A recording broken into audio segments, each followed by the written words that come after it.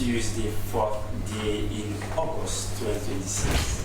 And this is our welcome to your breakfast program, Good Morning Sierra Leone. Usually live from the Sierra Leone Broadcasting Corporation Television on Channel 31. As always, and as you know, this program started with analysis and divergent of views and using contact in the committee. Represented Dennis Fraser. And of course, for those of us living in Freetown, we have been greeted with a downpour of residents, and I hope you've been safe out there. So coming up in the program this morning, but first we take our quote of the day, which is from an American theologian, Tyrone Edwards, and it says, "Compromise is but the sacrifice of one right or good in the hope of retaining another, too often ending in the loss of both." I better read that again. It says, "Compromise is the sacrifice of one right or good in the hope of retaining another, too often ending in the loss of both." So there you have it as a food for thought. So sometimes compromise can be, of course, something beneficial. Other times it can be something different. The program is Good Morning Sierra Leone. Stay with us as always if you can.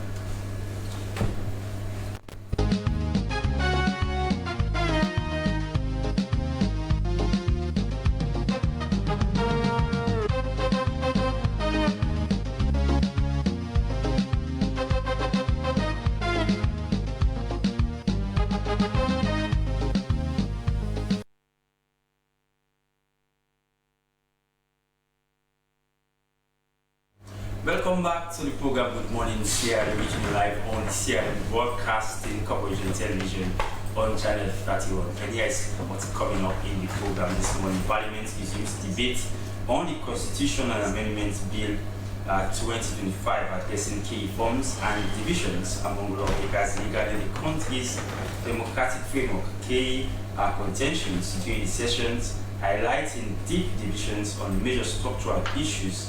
Notably, the debate between proportional representation, PR, and the first past the post of FPTP electoral systems, where we shall be talking to the FPC and the SLPP members of Parliament, and of course, an independent journalist and media analyst. But to begin the program this morning, we now usher in our guest and go into the conversations program. And as you must be following, yesterday, on the 3rd August, Parliament resumed debate on the Constitutional Amendments Bill, addressing key reforms and divisions among lawmakers regarding the country's democratic framework. Approval requires passing constitutional changes requires a 2/3 majority in Parliament, which entrench provisions additionally needing approval via a national referendum. A marathon debate began at 11 a.m. on Tuesday, 28th July, concluding at 1:56 a.m. on Wednesday, 29th July, following intense exchange between the ruling and the opposition members of Parliament. Attorney General Minister of Justice Alpha Sise, who piloted the bill through its second and now third readings, said the proposed reforms are based on the Justice and current Constitutional Review Committee report and its rapporteur's recommendations. He maintained that the electoral provisions are already reflected in Sierra Leone's legal framework, describing the bill as non-partisan but generational. The proposed legislation seeks to introduce significant constitutional reforms covering elections, governance, political parties, security institutions, and the Sierra Leone democratic framework as part of ongoing reform to the 19th Constitution. Well, in the studio will be joined by a member of Parliament from City Chiefdom in Kainam District in the person of Honorable Engineer Falateli. Good morning, very welcome to the program. Yes, good morning, and thank you for having me. And of course, we're expecting to be joined by the parliamentary spokesperson for the All People's Congress Party, Honorable Dr. Sori Unfa Beshe Kamokoroma, in the program. But we also will be joined now by an independent journalist and media analyst in the person of Melvin Tijan Masai. Good morning, Melvin. I'm honored to be here. Good morning. Gentlemen, it's all a pleasure, and of course, an honor to have the both of you in the studio serving as panelists on this very important discussion. For obvious reasons, I want to begin with you, Honorable Jimmy Faratembe. Of course, we all witnessed the debate yesterday, the continuation. Amendments, I will say, after the reading. The bill has now been presented to the House of Focus. The process started yesterday. It all started well. So members of Parliament on both sides of the aisle making their input on how to strengthen this legislation before the House of Parliament yesterday. You mind painting us a vivid picture of how it was on your side as a member of the Leone? Yes, thank you, my brother. So, first I want to start by thanking His Excellency Dr. Julius Malabio for creating the platform, the political space for us to be discussing what we are now discussing. Remember, past administrations failed to do what he has done. Reviewing the Constitution, having discussions around Constitutional Amendment Act of 2025 is about strengthening democracy. Well, if you say past administration failed to do what he has done, but there have been efforts in the past. Yes, there have been. So what we are saying, what I'm saying, and some of even the documents used in the by previous administrations are also being cited in this current administration as sources of this constitution. Yes, from your excerpt, you did mention about the white paper, the tripartite. Others made their efforts, but he is now about to score the goal. Because, God willing, if this bill passes today, then it means we would have made history, we would have injected reforms, positive ones, into our constitution. So I would like to say today we stand at a defining moment in our nation's democratic journey, whereby we are introducing meaningful reforms. 30% quota for women. We've said we want to evacuate from the GIWI Act now to be enshrined into the Constitution as a law. As a law that should be in the ground of our books.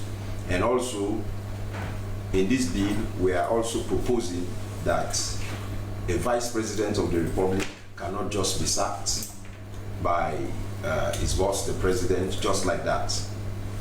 Whosoever be the President, he or she, before sacking his or her Vice President, must take that particular decision to Parliament so that you can have 2/3, yes, majority vote for you to be able to make that decision. We have also said in the bill we want to introduce another reform whereby the current nomenclature of our electoral system, instead of Electoral Commission for Sierra Leone, we will now say National Electoral Commission for Sierra Leone. So we have introduced good reforms. We have said we want to maintain both the PR and the first past the post system. The APC argues for first past the post. We argue for proportional representation. So we want to make sure what we have agreed will maintain both of the two systems as it used to be. Remember, before this time, the proportional representation was also a way of conducting elections in this country. It is legitimate, a legitimate means. However, it used to have some conditions. But now, considering the fact that proportional representation has been tested, and we've seen women participation. Before this time, all when first past the post was introduced in Sierra Leone, the highest we ever got for female representation in Parliament was 18 female members. But today, under the proportional representation system, we've seen women quota rose to that of 42 in number. So that that's an Herculean achievement. But members of Parliament on the opposition bench are citing the GIWI Act as the major cause for that, and not necessarily the PR. Okay, so in as much as their argument is their argument, that's their opinion. But the point that I am referencing, in 2018, using first past the post, what happened? We only had 18 female representatives. But under proportional representation in 2023, we have 42 members. So that is a clear so that cannot go as a mere coincidence, because it happened during the time when, of course, the Giving Act was passed by Parliament, and then the PR system was used. They are arguing that even if it was the first past the post, they could have still gotten the other thing. No, so because there was a caveat given by the PPRC that for every key candidate, there should be a female representative. So the point I am trying to make has got to do with the fact that before the Giwi Act, you have less female coming to Parliament. Of course, with the introduction of proportional representation, you see more women coming to Parliament. Now that we are about translating that into full-time law and to be enshrined into our constitution, makes it better, safe seats for women, 30% quota. So why is the PR or the proportional representation to me or to our party making a lot of sense? It enhances fair representation. It promotes inclusivity. Now in Kailam, we have APC councillor. In Falaba, we have SLPP MPs. In Tonkolili, we have SLPP MPs.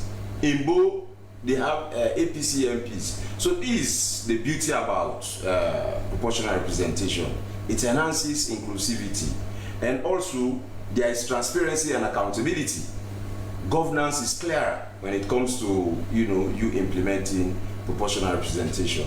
But that's why the system as well denying the whole district of Falaba from not having female representation.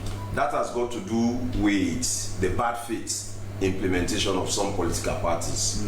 Because for us in Kailam, what our political party did was every constituency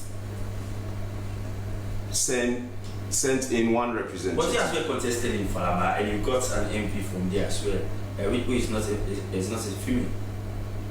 So that's why we have said now we are introducing and implementing the Giwi Act, and to be enshrined into our constitution, to ensuring that we have 30% nominees coming from every political party list to mitigate against those deadlocks. Because why are we saying proportional representation? Proportional representation is very important because, one, it reduces political tension. Nobody will die. We have replaced about 4 MPs, but the public, except maybe we come on air and we tell people we now have 4 MPs who've been replaced in the House of Parliament. So you see, it reduces political tension automatically. And also it saves costs for the nation. That's huge. To conduct one by-election for parliamentary elections, you need to spend something like 2 billion in the old units, which is 2 million units now. So that is, those monies can now be used, for the construction of schools, roads. You inject them into soft programs for youths and other meaningful programs. So we are saying, as a government, proportional representation was part of our constitution, and we now want to make it visible so that whosoever be the president, you have an option to either go with first past the post or you go with proportional representation. That will be up to you. So if you ask me about building context around the bill, so the bill is about reforms. We are injecting positive reforms that will stand the test of time to ensuring that this country is forward-looking. Now, Honorable, many Syrians who followed the proceedings yesterday, we are dismayed to see, as lawmakers, you couldn't even, reach a consensus on ordinary records that are not even entrenched, that has to do with, term of office, for example, of an electoral commissioner, the age limits of an electoral commissioner. You argue profusely around that, and even the speaker to stick a pin on that. As well, there are other provisions, especially in the Constitution amending to have a start elimination committee that will advise the president or we select some candidates that are worthy to, be electable, appointed by His Excellency the President to serve as Chief Electoral Commissioner. We also stick a pin on that and several other clauses. Why so? Was this kind of a division in the House? Well, like I said downstairs, as members of Parliament, it is very common, because everybody has his or her interest on certain issues. But what is good is that after the exchange of ideas, debates around certain key ideas or provisions, then some will see reason, accept, and we move forward. So, for example, the introduction of another reform when it comes to the electoral commissioner was like we were arguing that, okay, there should be qualification brackets for the electoral commissioners. And after several debates, we all agreed that, okay, a first degree holder or first degree for all commissioners is acceptable. And I think minimum of 5 years experience. Minimum of 5 years experience in governance and leadership and administrative leadership.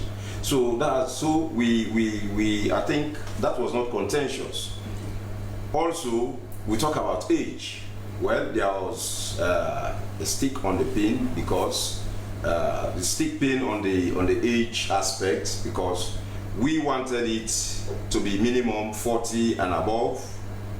But also, from other school of thought, they were saying, okay, we can make it as open as 21. Okay. So these are very frantic conversations. But to me, those were not really the contentious issues. The proportional representation was one of the areas where actually we thought it was going to be very difficult. But luckily, we started, let's say, fighting each other, but after several explanations, we came to the realization that indeed the introduction of proportional representation makes a lot of sense. So it was a kind of consensus that maybe will be passed for us to have both systems now into the books. We talk about the 50% plus one threshold. That was also another contentious area. But what happened? We are a progressive government. Madabio, His Excellency, is a progressive president. And the Parliament itself want to see, at Parliament we want to see ourselves being very progressive. So what we have said should happen. The tripartite recommendation proposes the use of 50 plus 1. The Justice Cowan review, white paper report that was out, proposes, the use of 50 plus 1%. So why not continue with what is good? So the problem we had with our brothers on the other side was, this was their original idea yesterday, but today... But they accused that it was skewed. No, it was never skewed. Because during the debate, we accepted removing the 20% at district level. Yes, so we make it simple. In fact, that was very, simple for the public. And also, what we did, imagine the conditions that we accepted speaks to the fact that we are representing the people. We work or we make good laws in the interest of the people of this country. Why use the threshold if you think that you are yearning for better representation or a holistic representation across the country? Fine. So, history has taught us that since inception, all the presidents that we've had in this country, none of them has ever scored 55% in their first inning, except maybe for the second term in office. Then the Tijan Kaba scored 70%. His Excellency scored, I think, 56%, and as by Kroma scored his own percentage. So what we are saying, instead of becoming very monotonous in wasting resources unnecessarily, instead of promoting political violence, encouraging political tensions, we thought it fit, okay, let us go with the best studies that we've had so far, best practice across the region. You will be surprised to know that we have several countries in Africa practicing that same system, 50% plus one. And these recommendations came directly from the APC during their time in power. And now they also propose that in the white paper. And we want to be very respectful to the moral guarantors that came to mediate between us. So that's why we said, okay, we are going to implement it. So they are saying 55%, but we think going for 50% plus one for any, even in examination, when you score 50% means you are in charge, you are in control, you have passed the exams. So that's just why we said in that particular area we will go for the search and nomination committee. Maybe let me just round up there quickly. They are proposing that we get a search and nomination committee, but the search and nomination committee has got several disadvantages. One, it reduces presidential powers and it slows down the process. The search and nomination committee, brings or injects further confusion into the original idea of the drafters of the constitution. If you have, let's say, 15 women groups in Sierra Leone, in the first place, who are you going to choose? Do you want to bring on elected representatives to be those making decisions on behalf of the people? The obvious answer should be no. We are the elected representatives. They gave us power. Therefore, making decisions on their behalf we think is best practice. So therefore, on the search and nomination committee, we think what we should do is to define what the crux of the matter is all about, which is that of consultation. When once we are able to define, we all agree, APC, SLPP, and those around, we all agree that consultation means X, Y, and Z, then it solves that problem. I think for now, those are the contributions. The program is Honorable Engineer Falatel, and of course, he's a member of Parliament from the ruling Sierra Leone People's Party, representing the people of Kainau district. I think on that note, it's best to bring in an independent view on this issue that has really generated much public interest, and of course, an extensive debate depending on who you talk to over time. But we have a journalist and media analyst, Melvin Tijamasai. Welcome again to the program, Melvin. Thank you very much. Of course, a 23-page document that speaks to elections reform now is before Parliament to be used to amend our 1991 Constitution, especially on the electoral matters.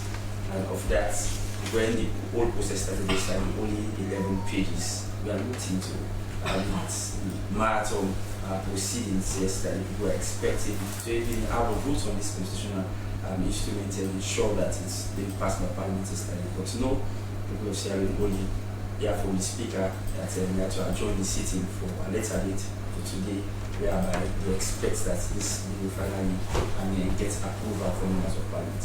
But let's now turn the conversation on the aspect of what really Sierra Leoneans should be looking forward to see.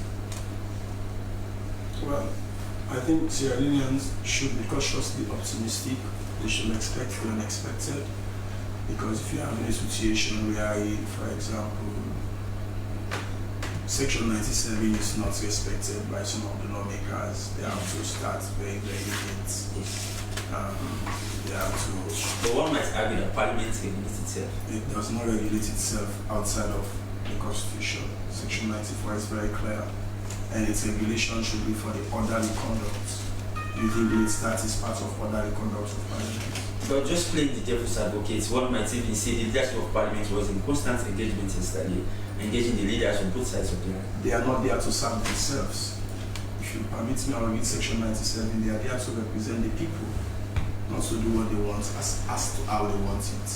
It was the people's business. The constitution is the ground norm of the state. It's not an SLPP or APC constitution or a parliament standing on that. But for now, the constitution is primarily speaking to electoral reforms, which in itself is a bit biased in nature, because the constitution should be wide-ranging in terms of the issues it captures. So that's not the politician will argue that this is our business.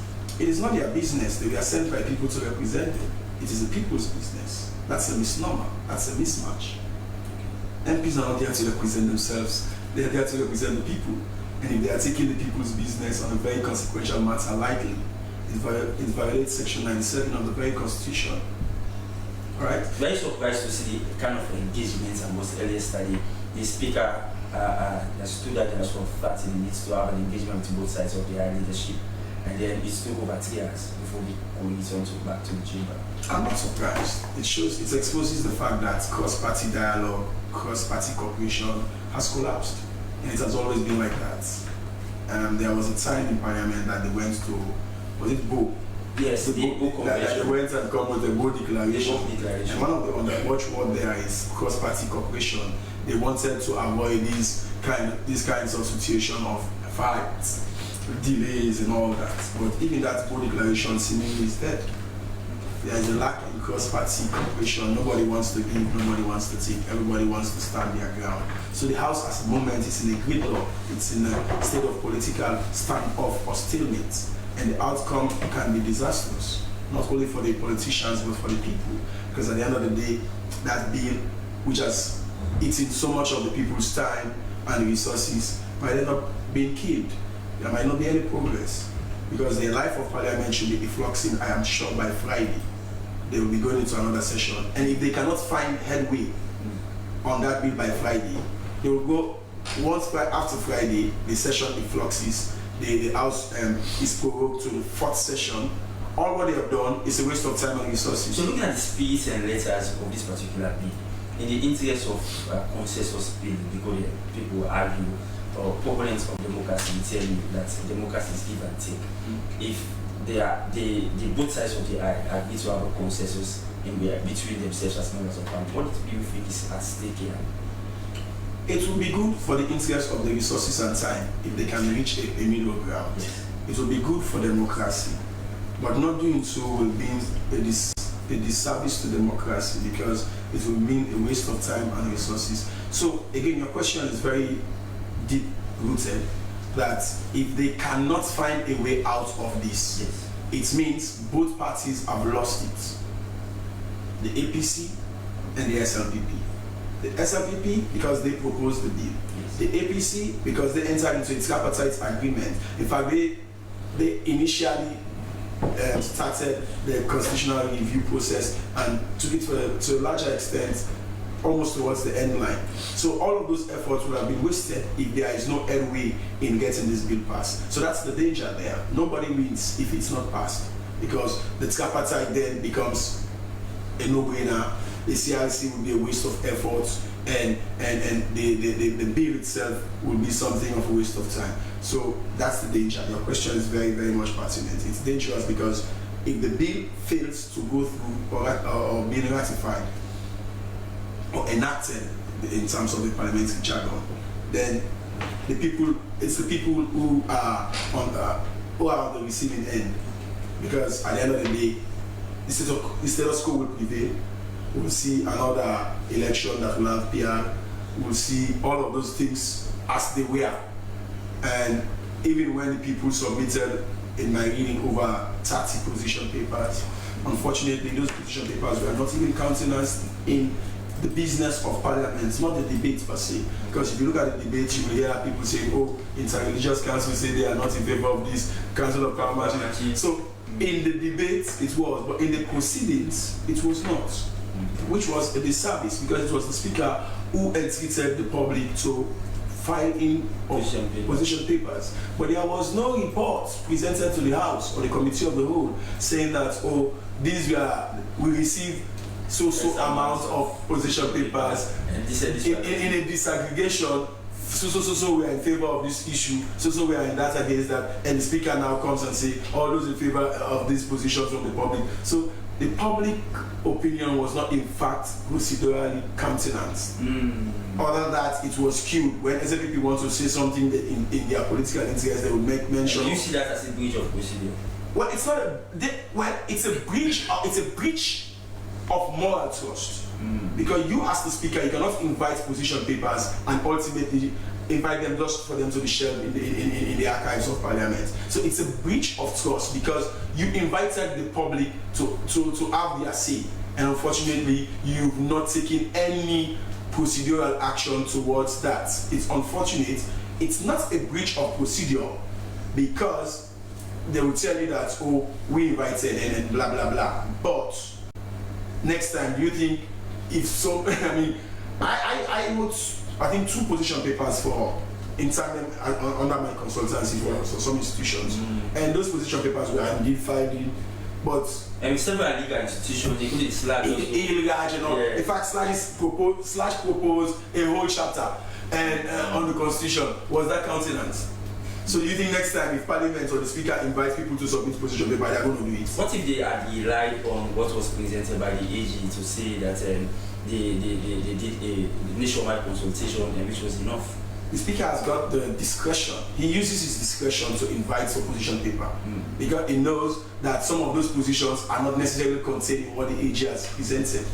So why did you invite why did you call for position papers if you know the procedure was not going to allow you to do such? I think that is not an excuse. The fact there is the voices of the people are not taken seriously. The debate has degenerated into that of APC versus SLPP rather than a national conversation. Quite unfortunate. And everybody's trying to make their points. Everybody's trying to expose the merits and demerits of one another's arguments. So for me, it's more of a political debate now than a national debate. What are your sentiments around the conduct of proceedings, especially now that the bill is in the committee stage? I mean, some of the MPs actually have done their homework in terms of their research, I would say so. Some of them have tried to present evidence. But in terms of the general conduct, I think the Speaker got it wrong in the first place on the very first instance wherein he opened a debate and never allocated time. Only in the middle of the debate, then you say, okay, you're going to time the debaters. That was quite unparliamentary because the standing orders are very clear as to how much time should one be given when debating on such consequential matters. That was a mismatch. Again, the late start of the debate itself is something that is not helpful to the debate. How can you, on a constitutional, something that is so consequential as that of the Constitution, and MPs will not, the sitting will not commence on time? Before getting to the intricacies of this particular bill that we are now talking about now, did you, in any way, allude that to some of the tensions we saw erupting in the House yesterday, especially when the proceedings were ongoing? It was unfortunate, but I think, again, it was encouraged by the Speaker. It all started with Honorable Wiyata Songa versus Honorable Aminata Sisi. That's where it all started. Yeah, during the debate. On the first day, personality attacks, saying that, oh, you really talk about to seem to using that to see again. It violates the one of the rules. I think it's section 35 or 37. You should not reduce a debate to personality attacks. And that's where the Speaker should have come strong. But what he did, he said, oh, Honorable Aminata, withdraw. And failing, I mean, like this is not about Creole. The Speaker considered the Honorable lady from the APC, Honorable Aminata, to have used a very strong word, and then he asked her to withdraw. And what about the Honorable Wiyata who attacked the personality of the Honorable Aminata? Okay. That's where he encouraged all the personality, and now, again, it's quite unfortunate. People are talking about gender empowerment, protecting women, and it was the attack on the same Honorable Aminata that led to the 2 MPs being asked out. Honorable Barry, a very gentleman, and Honorable Squeak. Both of them are very gentlemanly. In fact, the other one, I don't see him talk much. The one from Kono. He's very quiet. Honorable Barry also is very pragmatic. But because they have allowed personality attacks, which is very unparliamentary, we saw how it degenerated too. And there's a danger there. And people are surprised because these are not the fire-branded MPs. Oh, I will tell you, one of them is a firebrand, just that he's not giving the platform. Honorable Barry is very firebrand. Okay. I have watched him. But you know, in Parliament, it's about the list system. If you lead an argue, put your name on the list. You know, I don't think they've been given enough platform. That's again. I mean, I'm not in their political parties. I am not APC or SLPP. I have friends across the divide. But I mean, Alan Obaya, I watched him debate internationally also. In one of the conferences. He's so profound. By the way, he's an academic. Yes. And the other young man is also a gentleman. I have seen him very quiet in nature, but because of the spirited nature and the almost unregulated manner in which their speaker allowed the debate to have proceeded, we saw what happened. It's quite unfortunate. And the danger is, and what if, I mean, in fact, his decision was not too clear as to whether it's for just that sitting or for the entire debate. That is not clear because they are going to take a vote, and that's going to be the end game. The end game is nobody has got the number, and you're having a situation where you two MPs are absent. You are just reducing the number, so it's just killing the debate. So it's quite unfortunate that they have to notify. The program is Melvin Tijad-Mansai, and of course, he is a journalist and a media analyst, providing his own expert analysis around, of course, the constitutional amendment Bill 2025, which is now in the committee stage in Parliament. So we're going to give him the opportunity to continue, bringing out some of the indicating areas in the bill, and of course, what should Sierra Leoneans continue to look forward to see. The program is good in the morning in Sierra Leone, like in Sierra Leone Broadcasting Corporation Television on Channel 31. We're going to take our tips, and in today's tips, we take a look at what is DASH diet. The DASH diet is an eating plan to lower blood pressure and heart disease. DASH stands for dietary approaches to stop hypertension. It emphasizes fruits, vegetables, whole grains, low-fat diet, and low proteins, as well as less sodium and fat. Let's watch this video and learn more about the DASH diet. DASH is an acronym. It stands for Dietary Approach to Stop Hypertension. It is designed to help lower blood pressure. And it is a flexible, balanced eating plan. And it is based on the concept of eating more plant-based foods, eating lower fat foods, more dairy, and restricting sodium. And it was designed for the treatment of hypertension, but it has been shown to reduce cardiovascular disease risk. It's very diabetic friendly. It's overall anti-inflammatory. It is a very controlled diet. So it has strict targets, specific serving sizes, but there are other plans available based on your caloric values. So it starts at 1,200 calories, allows for a 1,400 to 1,600 calorie plan, 18 to 2,000, and then for those who have greater needs, 2,600 calories. So it does provide a lot of great plans. So just figuring out what the appropriate caloric value is for you is the first step. The plan recommends 4 main topics. So first of all, eating vegetables, fruits, and whole grains. Eating dairy is a big foundation of this plan. So eating low fat and fat-free dairy products, fish, poultry, nuts, and beans as our main sources of protein. And then limiting those foods that we all know we should limit that are high in saturated fat, like fatty processed meats. It does limit full fat dairy and then some tropical oils. The DASH diet only allows 2 to 3 fat servings a day. I think meeting with a dietitian is ideal if you have that option. I'd say if you have the resources available to you, go ahead and get started. Take it in 2-week increments and then measure. Welcome back to the program. You're watching this Good Morning Sierra Leone, weekend live from the Sierra Leone Broadcasting Corporation Television on Channel 31. And I know we've learned a lot from that short LT for today on DASH diet. Well, we still have, of course, our distinguished panel in the studio this morning.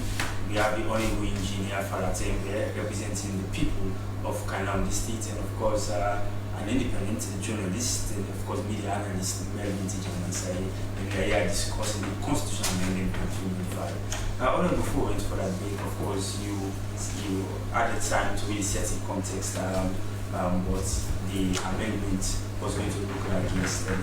Now that, of course, today is like the DD, whereby votes are going to be, the House is going to vote on amending the Constitution today, and of course giving it its accent.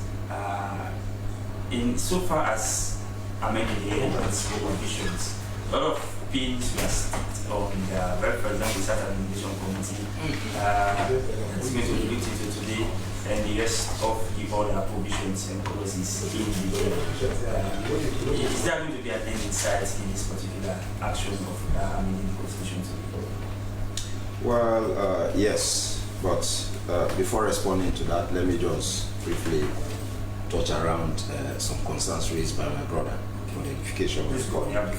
Yeah, so he mentioned section 97, you know, the expectation from members of parliament. Definitely I want to subscribe to him.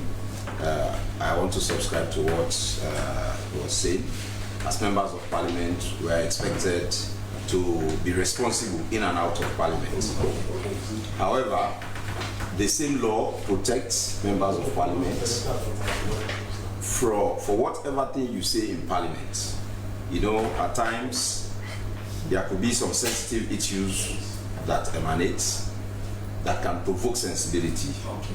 So whatever you say there, you cannot be tried in any court of law. So what happened yesterday was actually a misnomer, but it was out of what we in parliamentary language refer to as undertones or overtones.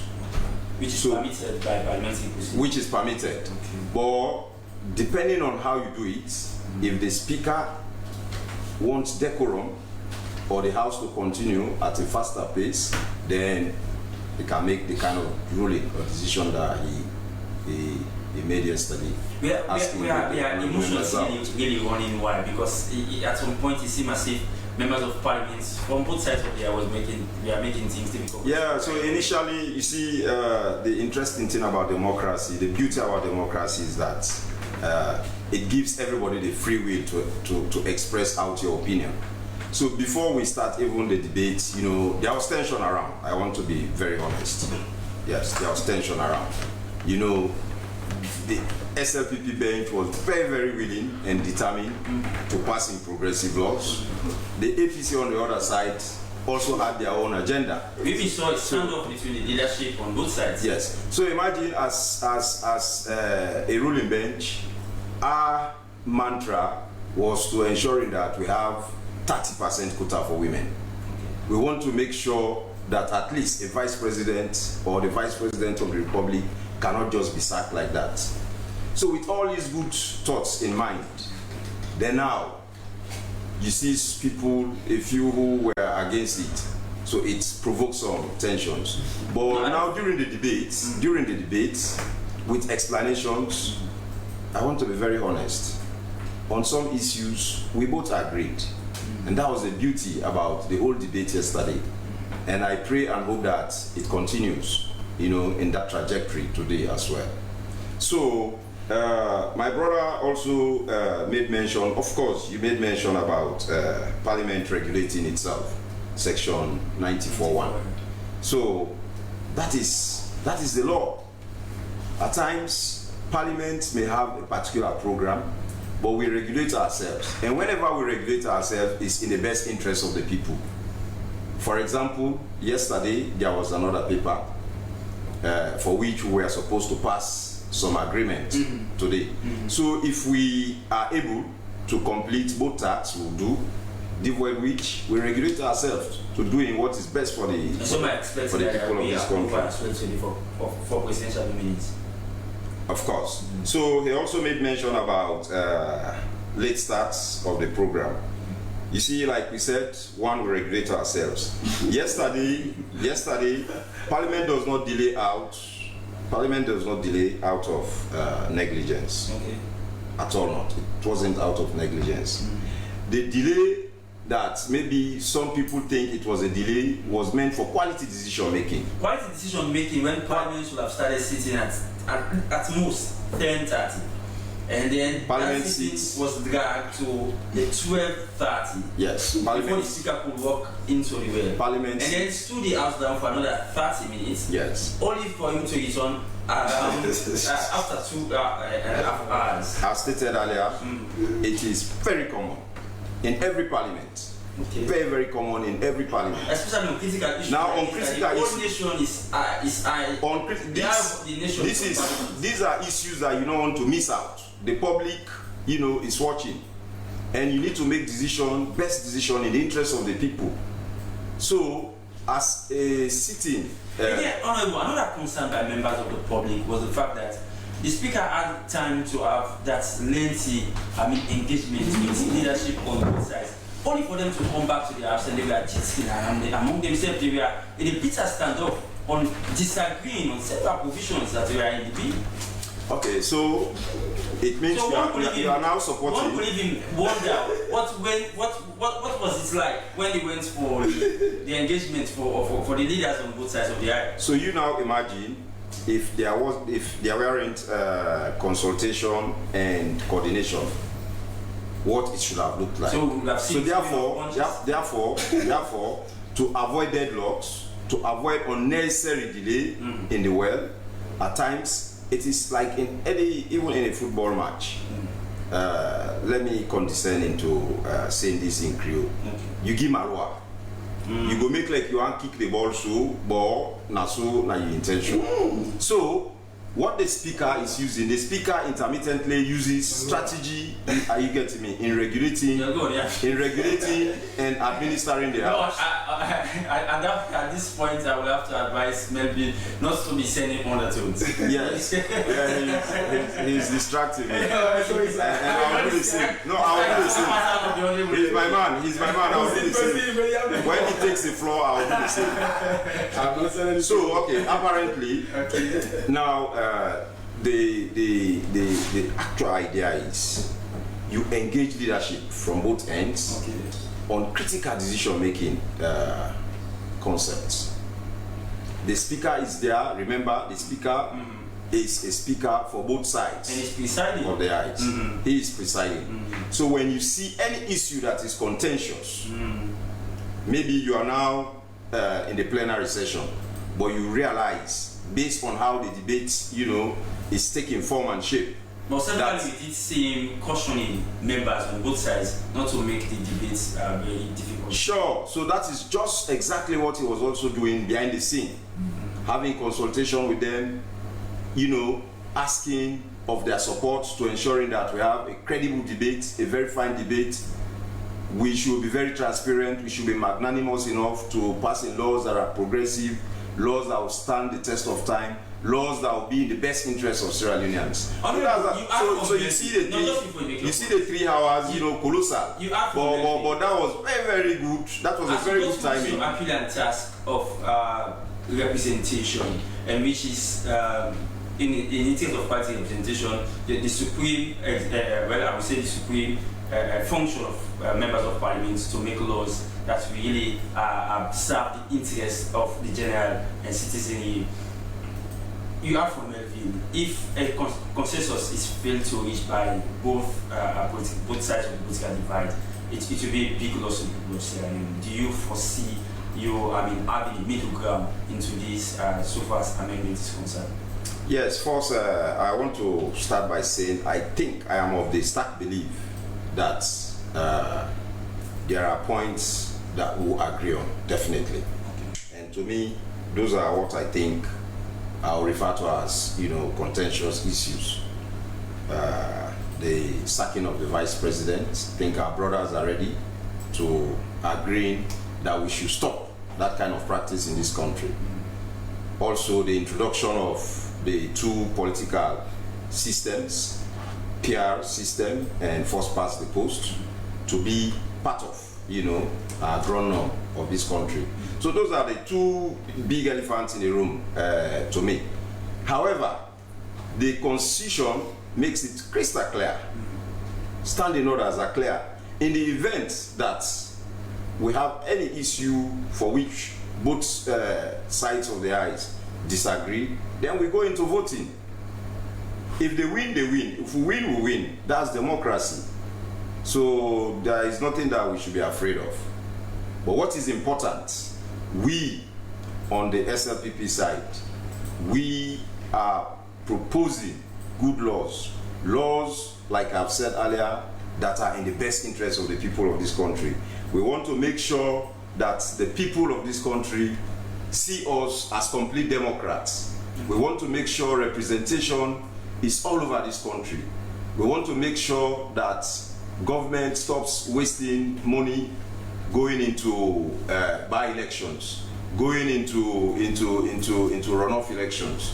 So that's why we are even proposing also the 50+1% that the APC proposed yesterday that they are denying today. We want to encourage them to toe the line to ensuring that we implement that particular concept, because it is good. It will reduce political tension, nobody will die. That huge amount that we spend on by-elections for parliamentary elections, council elections, presidential elections, we will now use those monies to undertake other strategic projects. All right, so Honorable, of course, we still have several other clauses to look into far as the bill is concerned. But just before, as we try to round off in the program, going forward, looking at the bill itself, there was a portion I was so happy about. I saw a consensus immediately reached. And yes, when the Honorable Danekoma from the APC made an additional provision to an electoral commissioner not to be seen, belonging to any political party. And of course, the government business stood up to support that. Yes, indeed, you cannot be a player in the FA altogether. That is something that they should also add to the amended bill. But again, like Melvin was saying, as members of parliament, the focus was only on electoral reform as it is being presented in the amended bill. Do you think or in a way, for people that are of the opinion that members of parliament are really not doing, they are doing a disservice to Sierra Leoneans by not bringing the holistic constitution for a review, but just ones that speak to electoral reform, and that's why we see the emotion. And some even are even of the opinion that the level of efforts or actions you are putting into, debating or even amending this bill, people that are having to do with electoral reforms, that's the same level of energy you should put into, piloting issues of national importance, especially the ones that have to do with the welfare of Sierra Leoneans. What would be a comment about it? Yes. First, to show that we are a progressive government, to depict the fact that we are committed Democrats. Of course, lastly, to actually show that we are representing the people faithfully and responsibly. That's where you see we agreed to the proposal made by the opposition. This was our proposal. It was our baby. That at least whosoever that is to be the electoral commissioner should be apolitical. You should not belong to a political party. Now, coming to the other views of the public as to whether we are doing, you said what, we are doing justice or so? Yes, oh yes, we are doing justice, because it is only when the electoral commissioner makes credible and sound decision that the voices of the people will be felt, that the voices of the people will be heard, that representation will be fully, and successfully implemented. Devoid which it will be, something under the carpet. Oh, thank you very much. Maybe I'll pose the same question to you. For a proponent of the quote-unquote electoral justice phenomenon, do you think if this bill goes successfully, will address some of these bottlenecks? Well, the bill has not captured electoral integrity in earnest outside of the officers or officials of the ECSL, plus the name change should not be partisan. But again, what's going to be the yardstick? How can you ascertain that Melvin going to the ECSL as a commissioner is not SLP APC? What's the yardstick? Because you as must prove it. You never go to the Secretary General of the party for show you money card. If not show you, how do you know? It's not everybody is partisan that puts on party shirts, so that is a bit opaque in its nature, but it's good, it's a safeguard, and it's stated there by the law. So if somebody has got evidence, they will pursue it.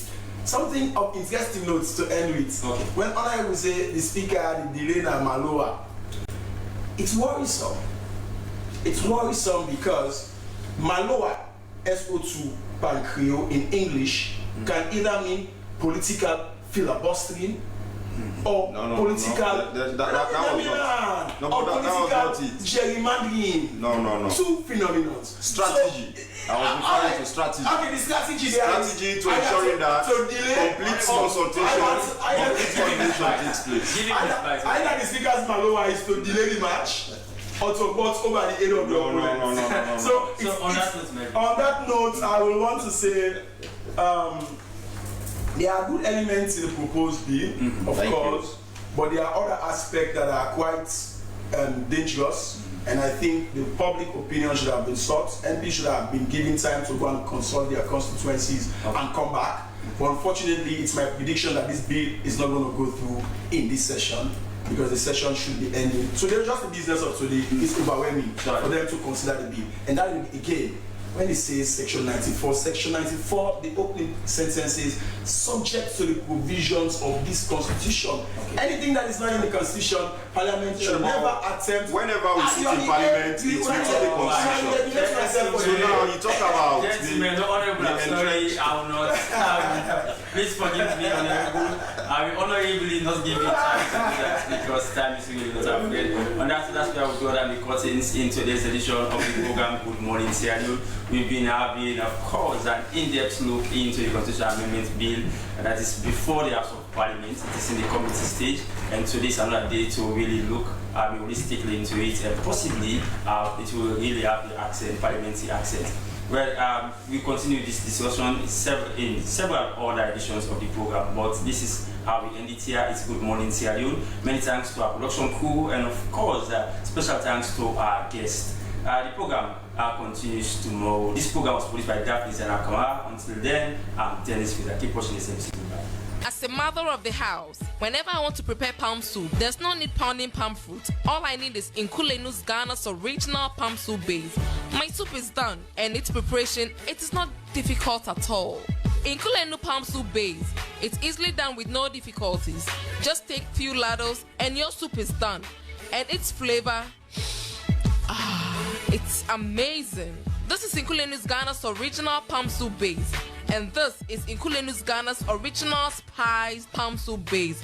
Iron fruit and turkey berries are naturally added. Also available Brown Gold Natural Cocoa Powder, Sunny Gold Brown Sugar, Neat Fufu Flour, Shito, Pisa, and Moringa. All available at Nyami Ado Enterprise, 1 Lower Waterloo Street, Freetown. Nkulenu palm soup base. Ghanaian original taste.